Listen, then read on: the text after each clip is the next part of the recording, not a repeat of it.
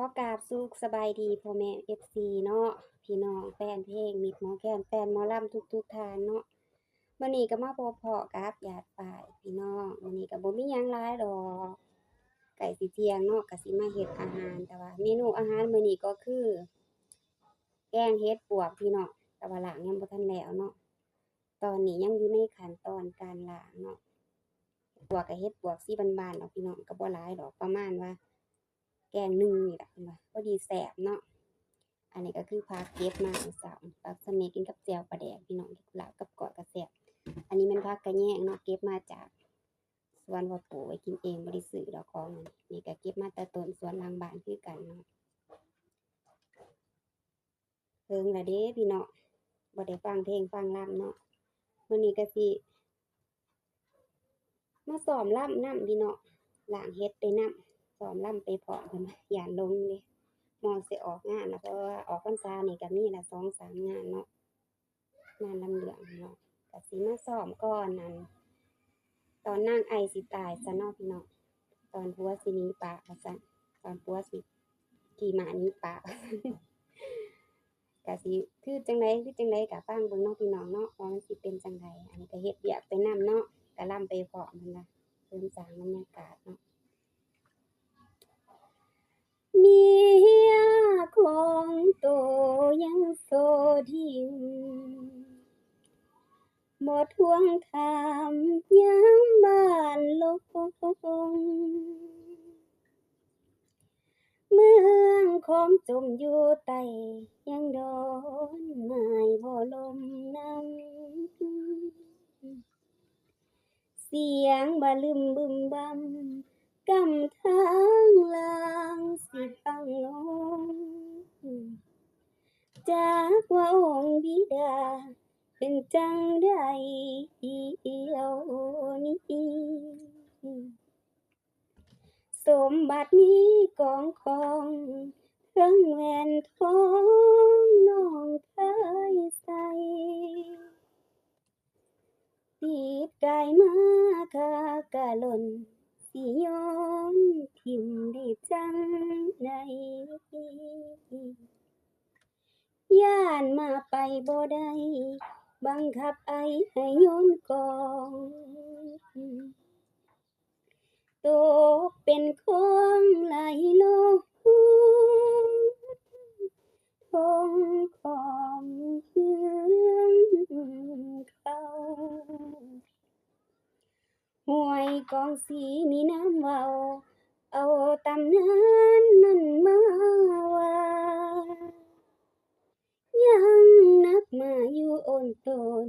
ไอย้อนของปองคิดนำห้วยน้ำของปองน้ำตามเรื่องเมืองขอมพร้อมหลักฐานมีมากะว่ามาตามนั้นมักสามดันจนลาพาวนจนอีกโอนบ้านพันดอนว่านั้นมีน้ำบ้านซื้อว่าดอนไปบ่มีหม้องจอนก่อนบ่นอละสามยังแต่แหวนวงงามที่อยู่น้ำมือน้องนักแหวนทองของเจ้าเอายนต์นี้สะติไอคันบ่โยนอายสิไล่คันบ่โยนอายสิไล่ให้อายลงจากมาเวลาเขาคับคัน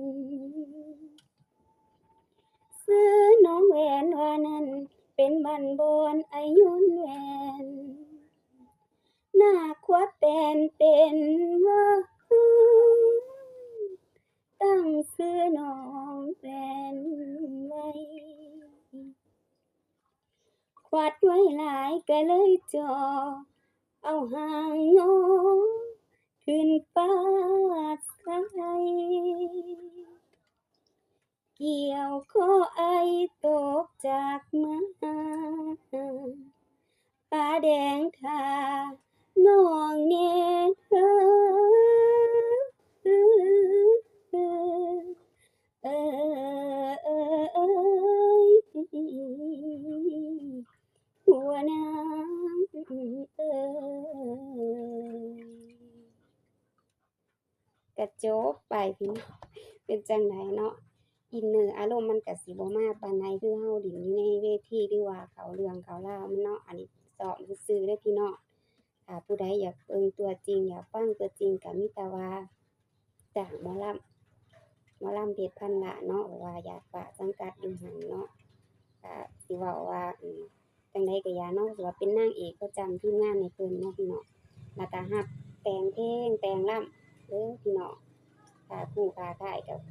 บ่หลวงบ่หลายดอกพอได้ซื้อปลาแดกปิ้งงัวกินเนาะเพิ่นว่าแล้วแต่อันซะแล้วแต่แฟนคลับแฟนหมอลำหรือว่าศิลปินเพิ่น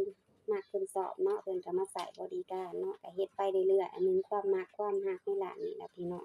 ก็เฮ็ดไปมีความสุขเนาะ แต่มื้อแต่ละวันชีวิตประจำวันก็อิหยังดอกอาชีพของอยากฝากก็คือเฮ็ดสวนพี่น้องสวนมันสวนสาลีปีใดมีราคาก็ไถแหน่ปีใดราคาบ่ดีก็น้อยพี่น้องรุทุนไปเนาะลงทุนก็หลายเนาะแล้วก็ยามแล้งเบิดงานหัวงานสวนก็ไปฮ้องไปรำพี่น้องมีเงียนงานหลายก็ไถแหน่เนาะถ้างานบ่หลายก็ยืดอืดฝืดๆคือกันน่ะพี่น้อง ทุกอาชีพเนาะก็มีขึ้นมีลงคือเพิ่นว่าเนาะแต่ก็ทุกคนเราก็ต้องดิ้นรนเฮ็ดไปเนาะพี่น้องเนาะอันนี้ก็